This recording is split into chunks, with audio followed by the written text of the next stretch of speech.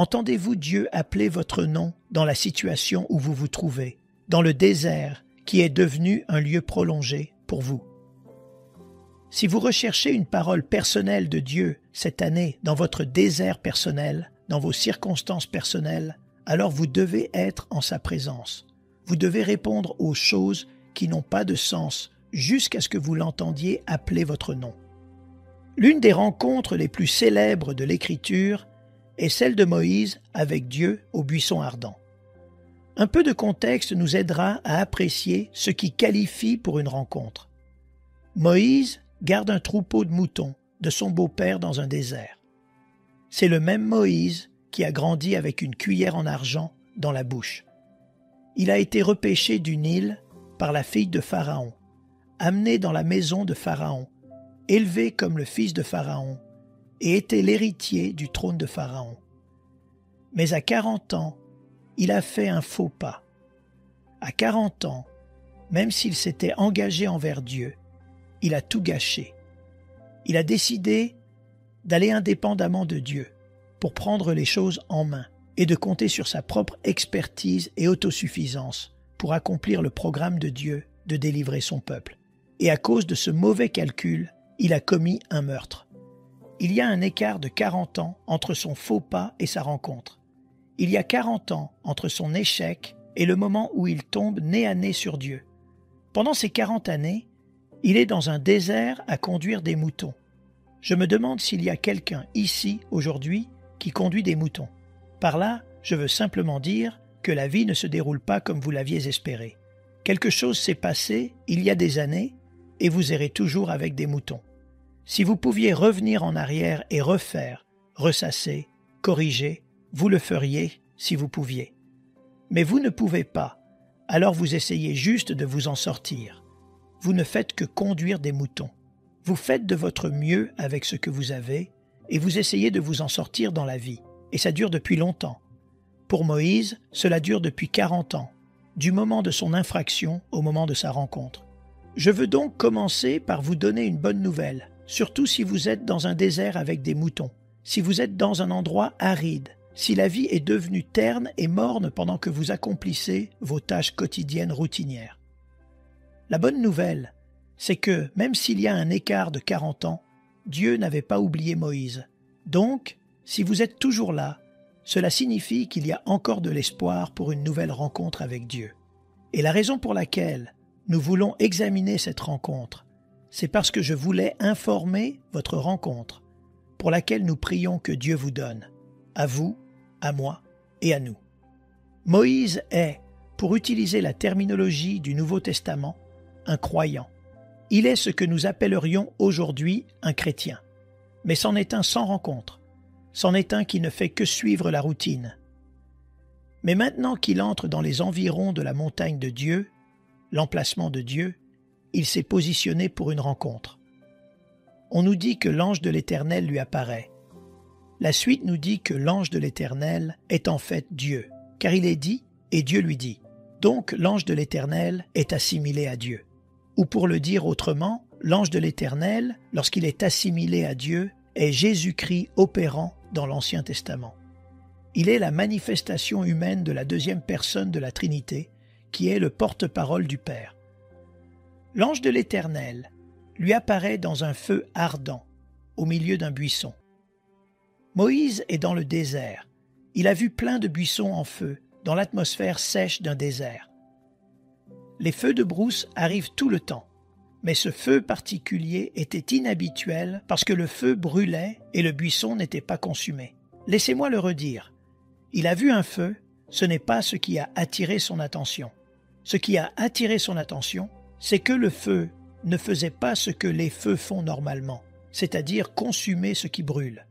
Laissez-moi le dire autrement. Ce qu'il a vu était une contradiction. Il a vu quelque chose qui se passait en dehors de la norme.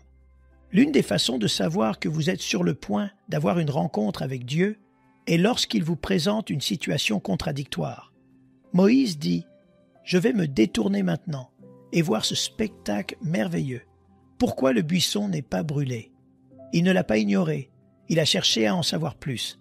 Il a dit « Je dois comprendre ce qui se passe maintenant, car cela n'a pas de sens. » Beaucoup d'entre nous ont manqué une rencontre avec Dieu parce que nous avons ignoré la contradiction. Donc, ils se détournent. J'adore le verset 4. Lorsque l'Éternel vit qu'il se détournait pour regarder, Dieu l'appela. Dieu ne l'a pas appelé avant qu'il ne réponde à la contradiction. Il y a un principe biblique qui est énoncé dans le Nouveau Testament, qui dit simplement que lorsque vous répondez à ce que Dieu a fait, il vous en donnera davantage. Celui qui a, on lui donnera davantage. Celui qui n'a pas, on lui ôtera même ce qu'il a. Ce qui est une autre façon de dire que lorsque Dieu se montre, ne l'ignorez pas, répondez-y et il vous donnera plus. Car Dieu n'est pas sur le point de gaspiller sa gloire. Quand Dieu l'a vu se détourner, il est dit qu'il l'a appelé du milieu du buisson. Puis Dieu lui parle et dit « Moïse, Moïse ». C'est ce qu'on appelle une parole réma. C'est quand Dieu appelle votre nom. C'est quand vous savez qu'il vous parle. Peut-être avez-vous été dans un service et le sermon était pour tout le monde, mais vous l'avez entendu pour vous. C'était comme si vous étiez la seule personne présente et vous saviez que Dieu vous parlait dans votre circonstance. C'est une parole réma. C'est une déclaration avec votre nom dessus. La question est la suivante. Entendez-vous Dieu appeler votre nom dans la situation où vous vous trouvez, dans le désert qui est devenu un lieu prolongé pour vous? Parce qu'il y a une contradiction qui n'a pas de sens, il dit « Moïse, Moïse ». Si vous recherchez une parole personnelle de Dieu cette année dans votre désert personnel, dans vos circonstances personnelles, alors vous devez être en sa présence. Vous devez répondre aux choses qui n'ont pas de sens jusqu'à ce que vous l'entendiez appeler votre nom. Être en sa présence dans la prière et la parole vous positionne sur la montagne de Dieu. Moïse dit « Me voici. Vous m'avez appelé et je ne vous fuis pas. Je cours vers vous. Je suis là. » Et maintenant, le Seigneur lui donne plus d'informations parce qu'il répond à son nom qui est appelé. N'approche pas d'ici, ôte tes souliers de tes pieds, car le lieu sur lequel tu te tiens est une terre sainte. Si vous lisez cela trop vite, il sera facile de manquer quelque chose. Dieu parle depuis le buisson. Moïse se tient sur le sol. On dit à Moïse de ne pas venir au buisson, d'enlever ses chaussures là où il se trouve, parce qu'il est sur le territoire de Dieu en ce moment. Vous êtes dans mon voisinage. Donc, la terre sainte n'était pas le buisson. La terre sainte était l'endroit où il se tenait, qui n'était pas le buisson. Je ne vais pas vous laisser vous approcher si près du feu avec vos chaussures. Donc, laissez-moi rendre quelque chose d'inextricablement clair. Vous ne pouvez pas avoir une rencontre avec Dieu si vous n'êtes pas disposé à traiter le péché, si vous n'êtes pas disposé à le reconnaître, à vous en repentir. Vous ne pouvez pas arriver au buisson, car avant d'arriver au buisson, vous devez être prêt à enlever vos chaussures, la saleté accumulée, parce que c'est une terre sainte. Saint signifie séparé. C'est quelque chose qui est séparé de manière sacrée. Je veux vous séparer de vos péchés pour pouvoir vous donner une rencontre avec le Saint. Il a parlé à Moïse dans une situation contradictoire, en utilisant un objet ordinaire. Voyez-vous, le buisson était déjà là. C'est un buisson ordinaire qui a été envahi par une présence surnaturelle. Je ne sais donc pas comment Dieu va vous rencontrer, mais n'importe quel vieux buisson fera l'affaire. Il peut utiliser la chose la plus ordinaire et y mettre le feu pour créer les contradictions les plus ingénieuses afin de se manifester. Dieu s'identifie lui-même. « Moïse, je suis le Dieu de tes pères. J'ai vu l'affliction de mon peuple. Je suis descendu pour les délivrer. » Dieu dit, « Je n'ai pas oublié ce que j'avais prévu pour toi. Je n'ai pas oublié ce que j'avais prévu pour mon peuple. Mais le problème à l'époque, c'est que tu voulais le faire à ta manière. J'ai donc dû te ramener sur terre. Tu avais trop d'Égypte en toi. Et souvent, nous avons trop de monde en nous. Dieu ne peut donc pas faire ce qu'il veut faire au moment où nous pensons que cela devrait être fait, parce que nous avons trop égyptianisé le programme jusqu'à ce que Moïse ait une rencontre avec la personne. Beaucoup de gens veulent connaître le programme, mais ne veulent pas la personne. Ils lui confient une grande tâche. Je veux que tu ailles voir Pharaon et que tu dises à cet homme monstrueux de laisser partir mon peuple. C'est une grande tâche. Laissez-moi vous dire un secret. Lorsque vous avez une rencontre avec Dieu, s'il n'y a rien dans votre vie que seul Dieu peut faire, vous serez à jamais en train de garder des moutons. Il ne le savait pas. Mais Dieu utilisait cette humiliation des moutons pour le préparer à diriger le peuple. Moïse a donc une question. Il veut savoir, « Maintenant, tu veux que j'aille voir Pharaon, alors qu'ils ont déjà menacé ma vie et que je me cache depuis 40 ans. Non seulement j'ai un problème avec Pharaon, mais j'ai aussi un problème avec Israël, car ce sont eux qui m'ont dénoncé. » En fait, la Bible dit que lorsqu'il a tué l'Égyptien qui battait les Israélites, il a regardé dans toutes les directions pour s'assurer que personne ne le voyait. Il tue l'Égyptien. On rapporte à Pharaon qu'un de ses soldats a été tué par son fils adoptif Moïse. Comment Pharaon a-t-il obtenu cette information s'il n'y avait personne pour le voir? Il n'y a que deux options. L'une est qu'il y avait quelqu'un qui regardait Moïse et qu'il n'a pas vu. C'est une option. Mais disons que Moïse avait raison et que personne ne l'a vu. Cela signifie que c'est son propre frère qui l'a dénoncé. J'ai donc un problème même avec mes proches, car je vais y retourner et leur dire, en ayant l'air d'un imbécile, « Dieu m'a dit de vous dire que je suis censé vous faire sortir d'ici. Tu veux vraiment que j'aille leur dire ça? J'ai été absent pendant 40 ans, et tu veux que j'y retourne et que je leur dise « Ai-je bien compris, Dieu ?» Mais Moïse dit à Dieu, « Qui suis-je pour aller vers Pharaon? Je ne suis personne. » C'est un grand changement en 40 ans, car il était quelqu'un il y a 40 ans. Il était un homme qui devait faire sortir le peuple.